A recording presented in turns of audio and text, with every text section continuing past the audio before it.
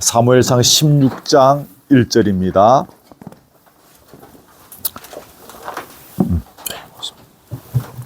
사무엘상 16장 1절에서 13절까지 말씀을 제가 봉독해 드리겠습니다.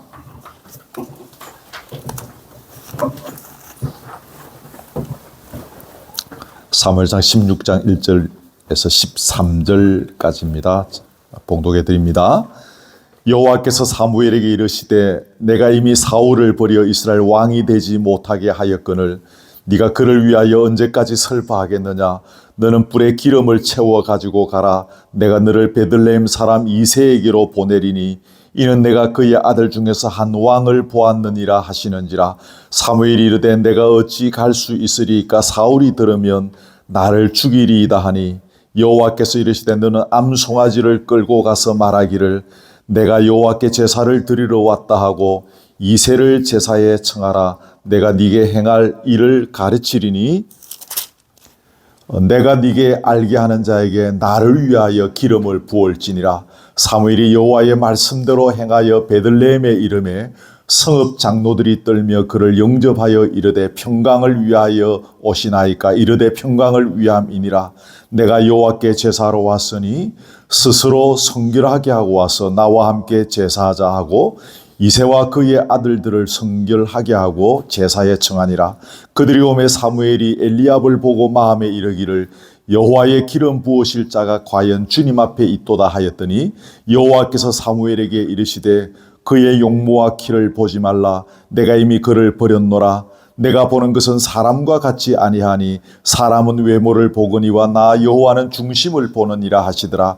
이새가 아비나답을 불러 사무엘 앞을 지나가게 하매 사무엘이 이르되 이도 여호와께서 택하지 아니하셨느니라 하니 이새가 산마로 지나게 하매 사무엘이 이르되 이도 여호와께서 택하지 아니하셨느니라 하니라. 이새가 그의 아들 7을 다 사무엘 앞으로 지나가게 하나 사무엘이 이새에게 이르되 여호와께서 이들을 택하지 아니하셨느니라 하고 또 사무엘이 이새에게 이르되 네 아들들이 다 여기 있느냐. 이새가 이르되 아직 망대가 남았는데 그는 양을 지키나이다. 사무엘이 이새에게 이르되 사람을 보내어 그를 데려오라. 그가 여기 오기까지는 우리가 식사 자리에 앉지 아니하겠노라. 이에 사람을 보내어 그를 데려오매 그의 빛이 붉고 눈이 빼어나고 얼굴이 아름답더라. 여호와께서 이르시되 이가 그니 일어나 기름을 부어라 하시는지라. 사무엘이 기름 뿔병을 가져다가 그의 형제 중에서 그에게 부었더니 이날 이후로 다윗이 여호와의 영에게 크게 감동되니라. 사무엘이 떠나서 라마로 가니라. 아멘.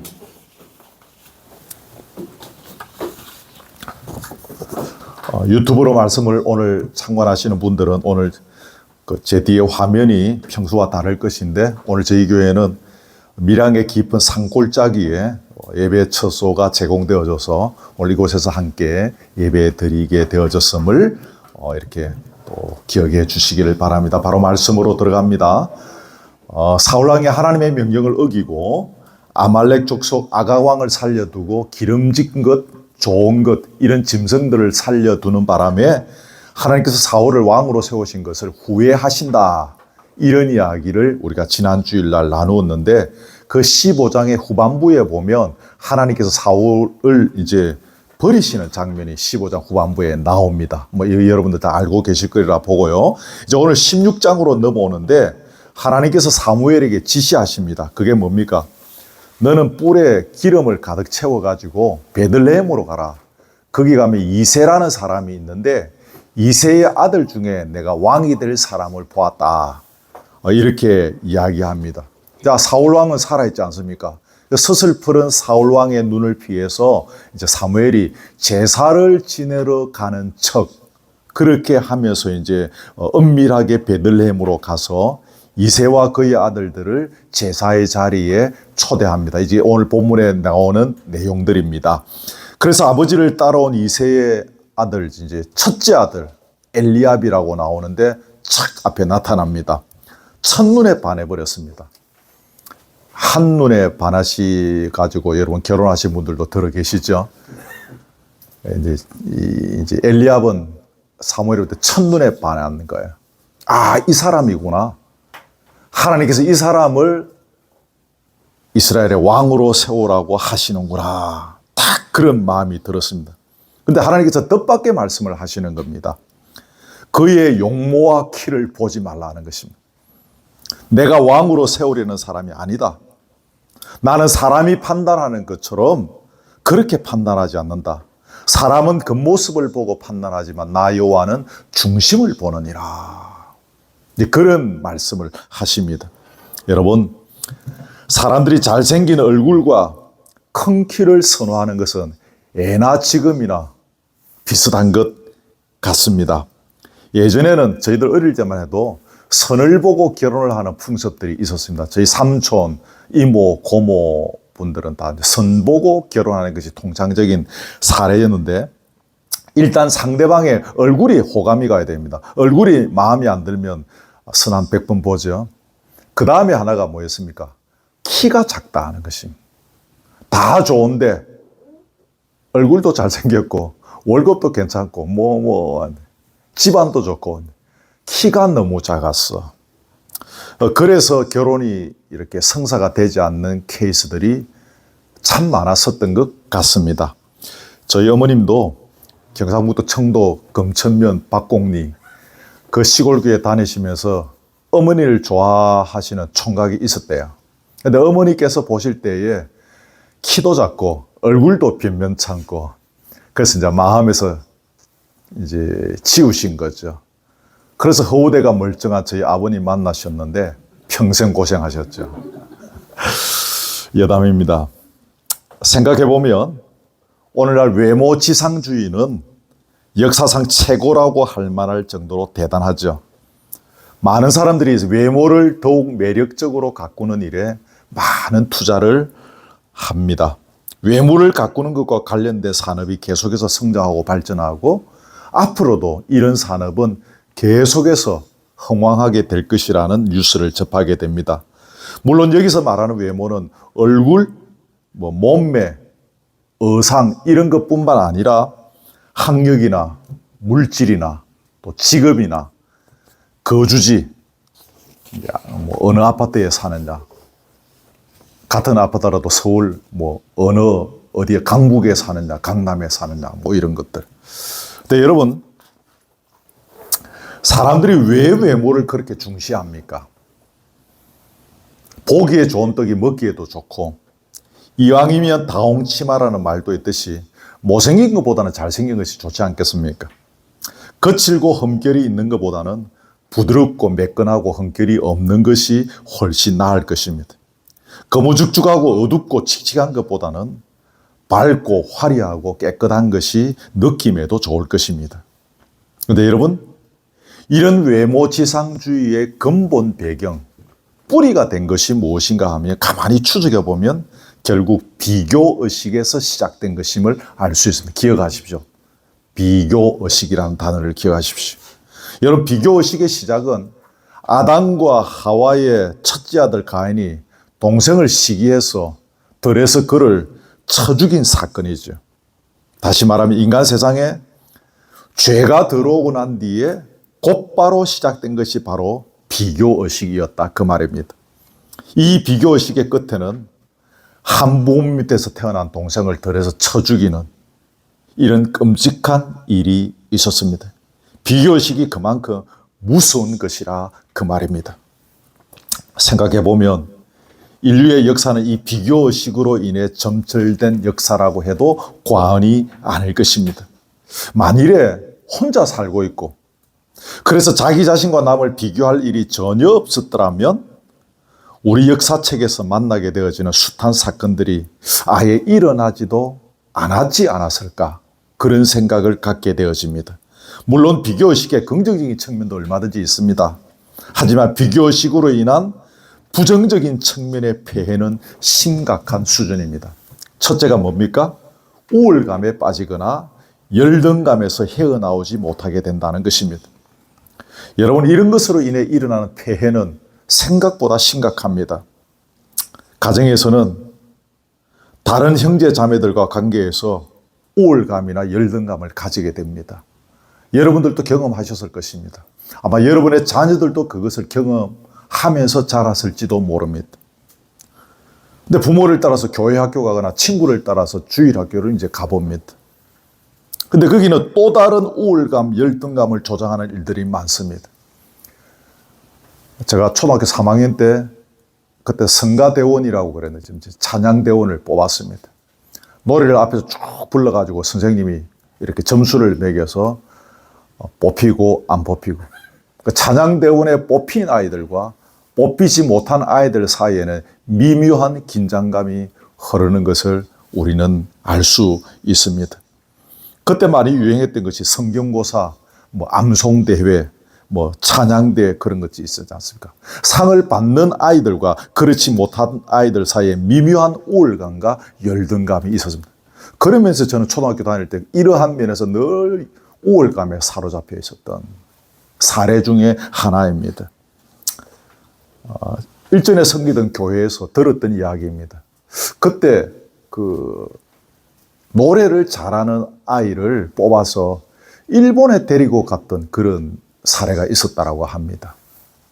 근데 어떤 한 해에 이제 그 부장 선생님의 아이가 뽑혀서 일본의 대표로 가게 되어졌는데, 사실은 그 아이보다 훨씬 노래를 잘하는 사람이 있었는데 자기가 뽑히지 못하고 부장 선생님 아이가 가게 된 거예요. 그때부터 이 사람이 교회와 담을 쌓기 시작했습니다. 저하고 만났을 때가 50대 중반인데 나이를 보니까 저하고 동갑이더라고요. 그때까지 교회를 안 다니고 방황하고 술집에 가서 DJ 하고 이런 거 하고 그러면서 이제 세월을 보내다가 이제 그 나이에 이제 다시 교회를 오게 된 분이 있는 것을 제가 들었습니다. 다 그때의 그 사건이, 초등학교 다니실 때의 그 사건이 그 한 사람을, 그 인생을 그렇게 수십 년 동안 힘들게 하였던 것이죠. 우울감으로 인해 교만해지고 우쭐거리면서 하나님과 진정으로 교제하지 못하는 인생을 보내거나, 아니면 열등감으로 인해서, 여러분 죄송한 표현이죠, 안갚음, 복수의 심리, 정오의 감정, 이런 것들로 불타오르는 평생을 사실은 보낼 수도 있습니다. 참으로 가슴 아픈 일이 아닐 수가 없는 거죠. 두 번째는 뭡니까? 설사 외모를 잘 가꾸어서 사람들에게 인정과 칭찬을 받는다고 할지라도 그 기쁨은 일시적인 것이지 계속 가지는 않는다는 사실입니다. 여러분, 미모도 한순간이죠. 그 미모가 영원히 가지는 않습니다. 클레오파트라의 미모가 계속 가는 것은 아니지 않습니까? 학력, 물질, 직업, 거주지 등도 마찬가지입니다. 그 비싼 아파트에 사시는 분들이 요즘 집값이 내려가고 있어서 얼마나 긴장하고 있겠습니까? 계속해서 경쟁자들이 추격해 오고 있기 때문에 그 경쟁의 자리에서 자기를 지키기 위해서 계속 신경전을 언제까지, 죽을 때까지 해야 하는 것입니다.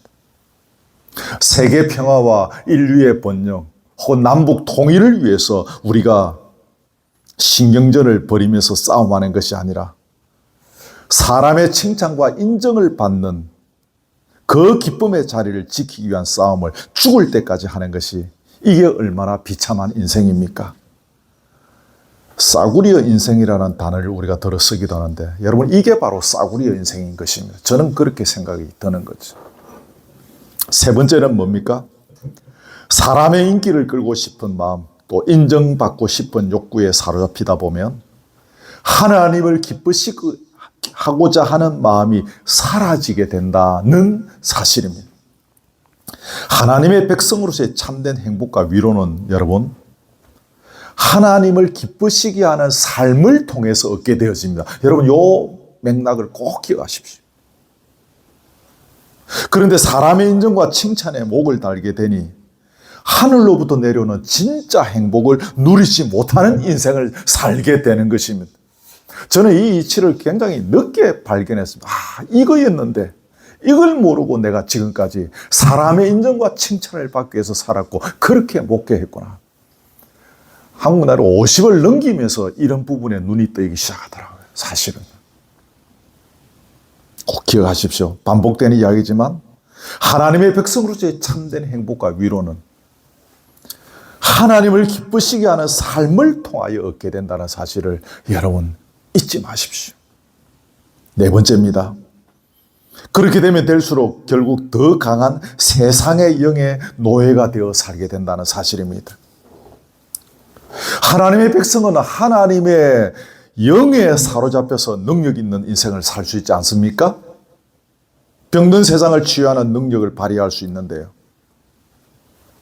아무리 세상의 눈으로 볼 때 보잘것없는 사람인 것처럼 보여도 그 사람이 하나님의 영에 사로잡히면 얼마든지 세상을 치유하는 능력을 가진 사람으로 살아갈 수 있습니다. 아멘이시죠? 그런데 세상의 영의 노예가 되고 마귀의 노예가 되면 세상을 죽이는 사람이 됩니다. 그 사람으로 인해 세상이 병들게 됩니다. 잊지 마십시오. 우리가 하나님의 영에 사로잡히지 않고 세상의 영에 사로잡히면 세상을 죽이는 사람이 됩니다. 죽이느냐 살리느냐 말했죠. 신앙의 회색지대는 없습니다. 이거냐 저거냐. 여러분, 그래서 하나님께서 하신 일이 무엇인가요? 독생자 예수 그리스도를 이 땅에 보내주신 것입니다. 그리고 그분을 십자가에 달리게 하시고 무덤에서 다시 살아나게 하시고 또 세상 마지막 날에 이 땅에 다시 보내셔서 우리에게 온전한 새하늘과 새 땅을 선물로 주시는 일입니다. 그러므로 우리가 잊지 말 것은 다시 첫 번째가 뭡니까? 독생자를 주신 하나님의 사랑으로 우리 마음이 채워져야 사람의 시선에서 비로소 자유로울 수 있습니다. 기억하십시오. 하나님의 사랑을 깊이 느끼는 자는 그 영혼의 깊은 갈망이 충족되고 비교의식에서 벗어날 수 있습니다. 비교의식에서 자유를 누릴 수 있다는 말은 사람의 시선에 더 이상 신경을 쓰지 않는다는 말입니다. 그래서 우리가 하나님의 사랑으로 우리 마음이 채워져야 합니다. 주식 시세가 오르니까 요즘 정권회사에 그렇게 사람들이 많이 모인다고 합니다. 돈도 필요할 것입니다. 근데 정말 중요한 것은 하나님의 백성은 하나님의 사랑으로 우리의 마음이 채워져야 한다는 것입니다.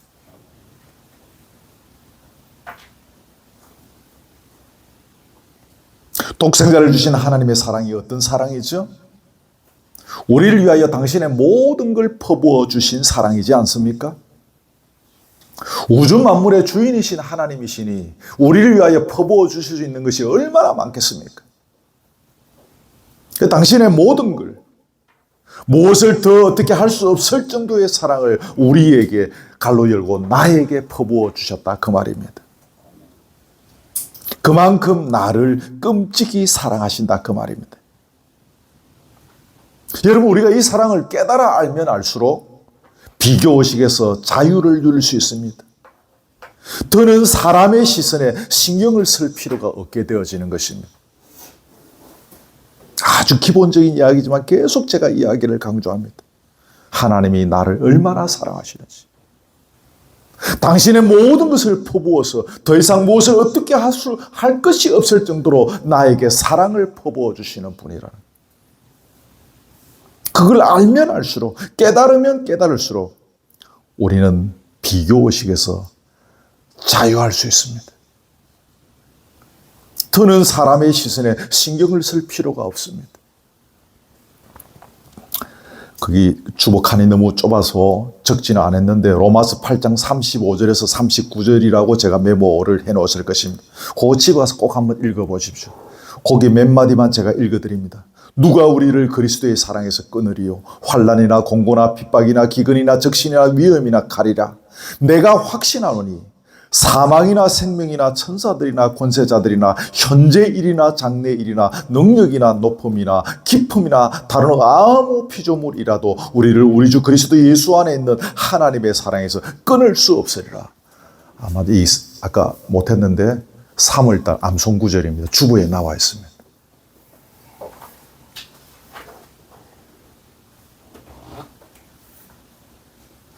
저하고 아주 친한 목사님이신데 서울에서 목회하시는 분인데 이분 소원이 로마서 8장을 암송해보고 싶은 거예요. 근데 이제 우리가 이 나이에 이걸 외우는 것이 쉽지 않잖아요.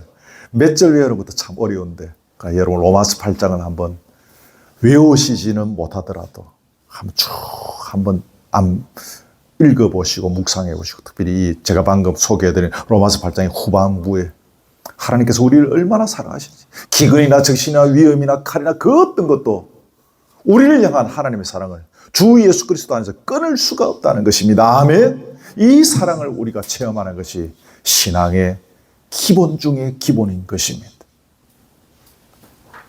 두 번째로 기억할 것은 그리스도의 부활이 우리 부활의 보증이 된다는 사실을 믿어야 한다는 것입니다.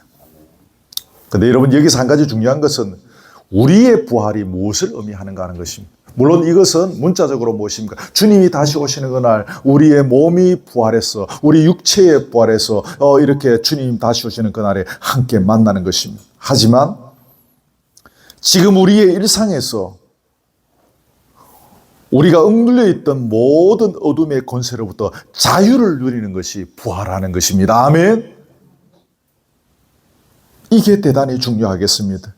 예수의 부활은 죽음의 권세를 이기신 것이기에 우리의 부활도 일상의 삶에서 모든 어둠의 권세를 이기고 자유롭게 사는 것을 의미합니다.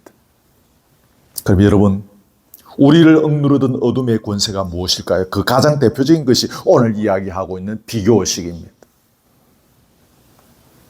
그것 때문에 시기하고 질투하고 우월의식에 사로잡히거나 열등감에 사로잡히는 것입니다.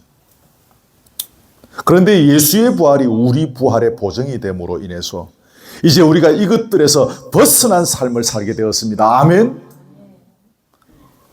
우리는 지적으로도 이 사실을 바로 알아야 할 뿐만 아니라 삶의 체험을 통해서 이 사실을 누려야 합니다. 지적으로 먼저 하는 것이 중요합니다. 신앙의 세 가지 기본 구도가 무엇이? 지정의, 여러분 아시죠? 지적으로 알아야 돼요. 지적으로. 그리고 감정적으로 이것을 체험하는 것입니다.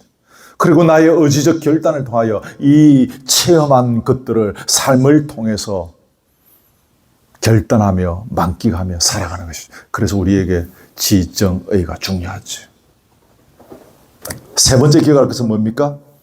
사람은 외모를 보고 판단하지만 하나님께서는 사람과 달리 그 사람의 중심을 보신다는 사실, 아까 나왔죠. 여러분, 중심을 보신다는 것은 뭘 본다는 겁니까? 속마음, 인격을 보신다는 겁니다. 신약성경에서 예수님도 사도 바울도 일관되게 중요하게 강조한 것이 무엇입니까? 속사람, 속마음, 경상도 사투리로 소가지, 네 쏘가지를 본다는 것이죠. 그럼 여러분, 신약성경이 왜 이걸 중요하게 다루고 있을까요? 기억하십시오. 이게 하나님 나라의 아주 중요한 특징적인 요소이기 때문에 그렇습니다. 하나님 나라의 풍성한 산의 진미. 우리 오늘 이 산에 올라와서 맛있는 산의 진미를 이제 조금 이따가 먹게 되겠지만, 하나님 나라의 풍성한 산의 진미는 우리의 속 사람이 강건함으로 누릴 수 있습니다. 기억하십시오. 하나님 나라는 세상의 나라와 다르기 때문에 우리의 속 사람이 강건하고 성숙한 만큼 진하게 누릴 수 있습니다. 외모의 찬란함으로는 절대 누릴 수 없는 분야가 하나님 나라의 풍성함과 넉넉함입니다. 아까 소개한 외모 쭉쭉쭉 이야기했죠, 그죠? 이런 얼굴, 몸매, 옷뿐만 아니라 이런 우리의 이런 여러 가지 직업, 거주지, 등등등 이런 여러 가지 그들이 아무리 찬란해도 누릴 수 없는 분야가 하나님 나라의 풍성함과 넉넉함.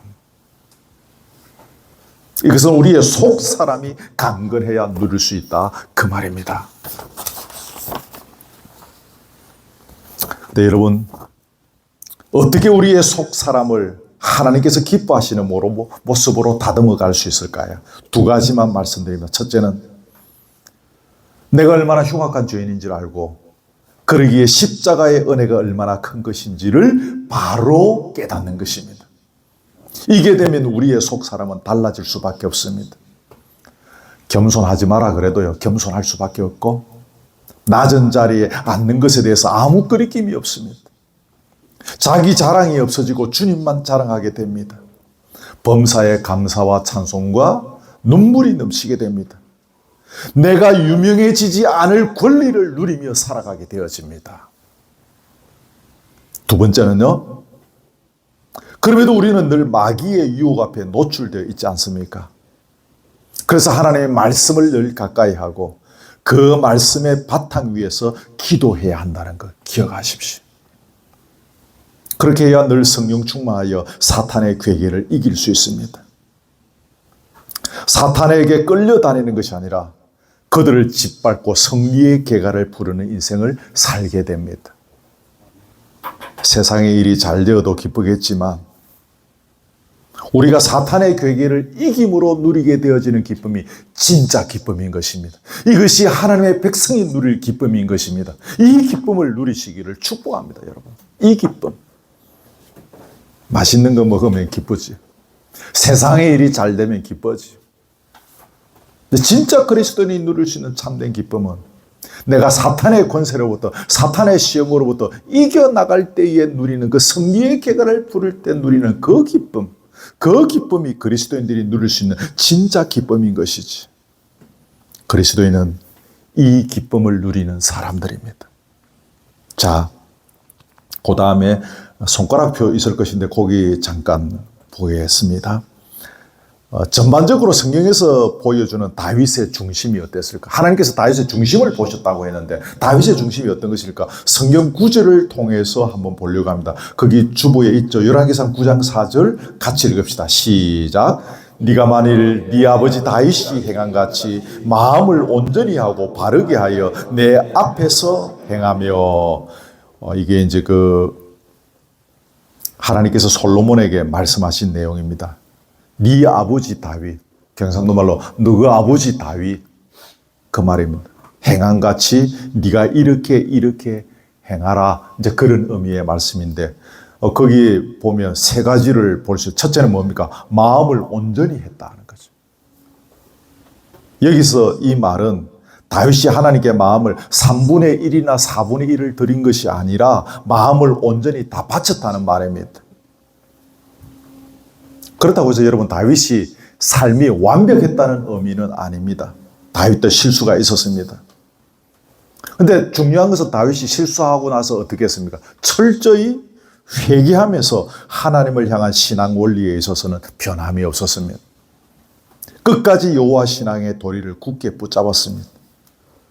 특별히 우상 숭배의 행위에는 다윗이 절대로 빠지지 않았습니다. 성경 구절에 보시면 다른 왕들은 보면 이래 가다가 다 그냥 막 나락에 떨어지고 그런 부분에서 그랬잖아요. 다윗은 절대로 그런 적이 없었습니다. 이런 점에서 하나님께서 다윗을 높이 인정하신 것입니다. 두 번째는 마음을 바르게 하였다 그랬죠. 이 말은 그 품성이 정직하다는 것을 의미하는데 길을 곱게 한다라는 뜻도 포함되어 있습니다. 제가 이번에 설교 준비하다가 이래저래 자료를 보면서 찾아낸 내용입니다. 길을 곱게 한다. 그럼 길을 곱게 하는 것이 무엇일까요? 복음서에 보면 세례 요한의 활동을 소개하는 글에서 너희는 주의 길을 준비하라. 그가 오실 길을 곱게 하라. 이런 표현이 있죠. 그럼 주의 길을 준비하고 주가 오실 길을 곱게 하는 것이 어떻게 하는 것이 준비하고 곱게 하는 것입니까? 쉽게 말하면 더러워진 우리의 삶을 회개함으로 바로 잡는 것이 곧게 하는 것입니다. 그래서 세례 요한이 베푼 세례를 무슨 세례라고 하지요? 회개의 세례라고 하는 거죠. 주님이 오신다. 그럼 너희들이 어떻게 주님을 준비해야 되느냐? 회개함으로, 너희의 죄악을 회개함으로 바르게 서는 것. 그것이 주님이 오실 길을 준비하는 것이다. 오실 길을 곧게 하는 것이다 라는 것입니다. 그 다음에 세 번째로 넘어갑니다. 내 앞에서 행했다.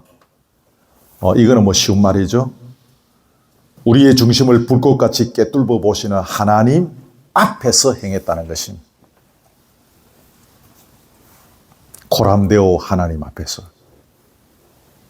피가 끓는 젊은 청년에게 권세 있고 돈 많은 주인집 마나님이 립스틱 짙게 바르고 유혹했죠. 근데 요셉이 붙잡은 신앙이 뭡니까?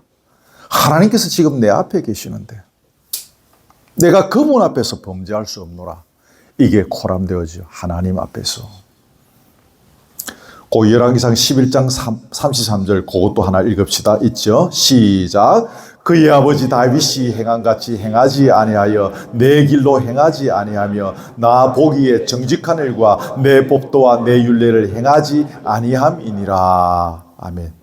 이것은 하나님께서 솔로몬을 책망하시면서 주신 말씀입니다. 경상도말은 네가 너희 아버지처럼 안 했다 그 말입니다. 그럼 다윗은 너희 아버지는 어떻게 했단 말입니까? 첫째, 다윗은 내 길, 여기 내 길은 누구의 길입니까? 여호와의 길로 행했다는 것입니다. 여호와의 길은요, 여호와께서 걸어가신 길, 여호와께서 가르쳐 주시는 길이라는 의미도 있겠고, 여호와께서 보여주시는 길, 여호와께서 만들어 놓으신 길이라는 의미도 있습니다. 여호와께서 걸어가신 길, 여호와께서 가르쳐 주시는 길은 우리가 어떻게 알 수 있습니까? 신구약 66권을 정확하게 알면 알수록 이 길을 알 수가 있습니다. 여호와께서 보여주시는 길, 여호와께서 만들어주시는 길은 우리가 믿음의 눈을 뜨고 바라보면 보이는 길입니다. 그렇죠? 우리에게 막힌 길, 닫힌 길이 많았었습니다. 근데 우리가 믿음의 눈을 뜨고 보면 여호와께서 만들어 놓으신 새 길이 쫙 시온의 대로가 보이는 것입니다. 이게 바로 여호와께서 만들어 놓으신 길입니다. 두 번째, 여호와께서 보시기에 정직했다 그랬죠. 여기서 정직이라는 단어는 하나님께서 보시기에 옳은 것입니다. 만일에 인간적으로 볼 때 거리낌이 없다. 전혀 부족함이 없다. 그런데 여러분, 그것이 하나님의 성인을 얻고 하나님의 인정을 받는 것에 있어서 부족한 것이라면 그것은 여기서 말하는 정직한 것이 아닌 것입니다. 그런 사례가 많이 있겠죠. 예를 들어서 외식하는 신앙생활, 외식으로 드리는 예배. 인간이 볼 때는 글을 사지만 하나님께서 보실 때는 0점이죠. 그래서 여기서 나오는 단어가 이겁니다. 여호와 보시기에 정직했다. 하나님께서 보실 때 인정하는 예배, 인정하는 삶이었다는 것입니다. 세 번째, 여호와의 법대와 율례를 행했다는 거죠. 뭐 다 아시죠? 다윗이 햇사람 우리아와 범죄한 것 외에는 여호와 보시기에 정직하게 행하고 자기에게 명하신 모든 일을 어기지 아니했다 그랬습니다. 그만큼 하나님의 법도와 율례를 잘 지켰습니다. 마지막 고기 하나 보고 마치겠습니다. 손가락표 있죠? 빛이 붉고 눈이 빼어나고 얼굴이 아름답더라. 12절에 그런 문구가 나옵니다. 이게 누구를 표현한 것인가 하면 다윗을 이렇게 표현한 것이거든요. 살결이 불그스름했다는 것은 혈색이 좋고 아직까지 어리고 청년이고 홍조를 띠고 있다는 것입니다. 눈이 빼어나다는 것은 눈에 총기가 있다는 것입니다. 여기 하나 보태서 16장 18절에 보면 준수한 자라는 표현이 있는데 히브리어로 얼굴 모양이 아름다운 사람이다 그런 뜻입니다. 이런 표현들을 한마디로 압축하면 다윗은 그 중심이 올바랐을 뿐만 아니라 외모도 아름다웠던 사람이라는 의미를 담고 있습니다. 그렇죠. 중심도 정말 괜찮은 사람이 있는데 그 중심만큼이나 외모도 괜찮았다는 것입니다. 여기서 우리가 한 가지 덤으로 기억할 것은 그 사람의 중심이 어떠한지는 그 사람의 외모를 통하여 드러나기 마련이라는 것을 보게 되었습니다. 그 마음이 어떠한가, 그 중심이 어떠한가는 그 입술에서 나오는 말을 통해서 그 얼굴의 분위기를 통하여 충분히 알 수 있습니다. 그 중심에 은혜가 흐르는 사람은 입술의 말에 품격이 있고 얼굴에도 은혜가 흐르기 마련이죠. 여러분 그 품격이라는 단어 아시죠? 한자를 아시는가? 품자, 품. 한자는 입구자 세 개가 모여서 품자가 됩니다. 한자를 전혀 모르시는 분은 이해가 안 되시는데 뭐 아시죠? 그죠? 품격. 입구자가 세 개입니다. 입에서 나오는 말로 인해서 그 사람의 품격이 형성된다는 그런 의미가 강력하게 내포져. 그게 품격이라는 것이다. 그 사람의 입술에서 나오는 말이 그 사람의 품격을 형성한다는 것입니다. 품격 있는 그리스도인, 성숙한 그리스도인은 먼저 그 입술에서 나오는 말이 거룩하고 아름답고 경건하고 사람을 살리는 말로 가득 차 있습니다. 네, 여러분, 그 중심이 강팍한 사람은 입술의 말과 얼굴에도 그것이 나타나죠. 숨길 수가 없는 것 같습니다. 말하는 매무새를 보면 그 사람의 속 사람이 어떠한지를 미루어 짐작할 수 있고, 얼굴을 보면 그 사람의 지금까지 삶의 경로가 어떠했는지를 우리가 미루어 짐작할 수 있지 않습니까? 그리스도인은 자기의 얼굴을 통하여 예수를 전하는 사람입니다. 언제 어디서 어떤 사람이 우리의 얼굴과 입술의 말을 주목할지 알 수 없습니다. 오늘 우리가 여기 와서 이분들을 또 대하지 않습니까? 그러므로 우리는 한순간이라도 깨어있지 못함으로 말미암아서 하나님의 영광에 먹칠할 수 있는 순간이 없도록 그렇게 준비해야 합니다. 아까 처음에 설교하면서 허우대라는 단어를 제가 잠깐 언급했는데, 겉으로 드러난 크거나 보기 좋은 체격을 사전에 보면 허우대라고 합니다. 물론 우리가 조금 이제 안 좋은 쪽에 허우대가 멀쩡한 사람이 뭐 이렇게 하면 그런 말을 쓰는데, 사실은 이 허우대가 그런 안 좋은 쪽의 부정적인 측면의 말은 아니라고 합니다. 네, 여러분, 정말 허우대가 좋은 사람은 오늘 설교의 흐름대로 한다면 입술의 말과 얼굴의 느낌이 좋은 사람이 허우대가 좋은 사람이지 않겠습니까? 요즘 젊은 아이들은 막 이런 뭐 헬스를 많이 하고 막 그랬죠. 저희들 때와 달라서. 그렇게 해서 허우대가 좋은 것이 아니라 입술의 말이, 그 얼굴의 느낌이 좋은 사람이 사실은 허우대가 좋은 사람이지 않겠습니까? 나무 위키 찾아보니까 그 얼굴의 기능이 무엇인지를 소개하고 있어서 제가 쭉 좀 그 몇 가지들을 쭉 찾아봤는데, 그 얼굴의 기능이 세 가지 있는데, 첫째는 시각, 후각, 미각, 청각 뭐 이런 기관이 모여 있는 곳이다 그렇게 되어 있고, 두 번째가 무엇인가 하면 얼굴은 한 사람의 이미지를 대표하는 기능을 갖고 있다는 것입니다. 세 번째는 그 인간의 형제 상태나 감정을 직관적으로 알려주는 구실을 하는 것이 얼굴이라는 것입니다. 갈로 열고 이제 표정, 갈로 닫고 되겠죠. 위키백과에도 이와 비슷한 언급들이 있는 것을 보았습니다. 그 얼굴이 참 중요한 것입니다. 얼굴이 이제 뭐 잘생기고 못생기고 그런 것이 아닌. 그래서 오늘 뭐 설교 제목을 허우대의 중심은, 핵심은 의와 안에 있다. 이게 안자입니다. 얼굴 안자. 임금님의 얼굴을 뭐라고 합니까? 용안이라고 하지 않습니까? 그 안자입니다. 허우대의 핵심은 말, 그리고 얼굴에 있다. 이런 의미에서 진정으로 허우대가 멀쩡한 저와 여러분 되기를 바랍니다. 이렇게 우리가 준비되어 가야 하지 않겠습니까? 오늘 사무엘상 16장의 말씀을 통해서 또 이런 교훈들을, 하나님의 음성을 듣게 되어집니다. 계속해서 깨어서 기도하고 말씀으로 준비하면서 진정한 허우대가 괜찮은, 인정받는 참된 그리스도인으로서 갈 수 있기를 주님의 이름으로 축복합니다. 아멘. 그 찬송가를 조금만 부르겠습니다. 찬송가 455장입니다. 455장.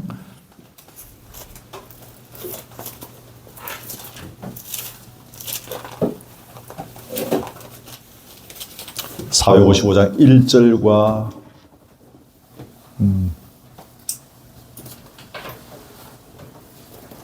1절과 2절만 합시다. 455장. 주님의 마음을 본받는 자 그 맘에 평강이 찾아오므 험악한 세상을 이길 힘이 하늘로부터 임함이로다. 주님의 마음 본받아 살면서 그 거룩하시 나도 이루리. 주 모습 내 눈에 안 보이며 금성 내 귀에 안 들려도 내 영혼 날마다 주를 만나 신령한 말씀 널 배우도다. 주님의 마음 본받아 살면서 기 거룩하시 나도 이루리. 오늘은 제가 대표로 잠시 기도하겠습니다. 거룩하신 아버지, 오늘 3월 첫 번째 주일날 이 밀양에 이 고즈넉한 깊은 산속에 저희들을 보내어 주셔서 주님이 창조하신 자연의 세계를 호흡하며 찬양과 예배를 통하여 주님을 만나게 하시고 성도의 아름다운 교제의 자리를 허락해 주셔서 참으로 감사드립니다. 오늘 이 말씀을 저희에게 주셨습니다. 우리 모두 기억하게 하여 주시고, 사람은 외모를 보지만 우리 여호와 하나님은 중심을 보신다라고 말씀하셨습니다. 그 중심이 무엇인지를 바로 알고 중심을 보시는 주님 앞에서 부끄러움이 없는, 그러므로 말미암아 주님이 주시는 참된 기쁨과 위로와 능력의 삶을 살아가기를 간절히 원하옵나이다. 역사하여 주시고 오늘 말씀이 우리 각자의 심령 속에 찾아와 주셔서 적절하게 적용되어지게 하시고 결단의 은혜가 있고 열매 맺는 귀한 복을 더하여 주시기를 간절히 원합니다.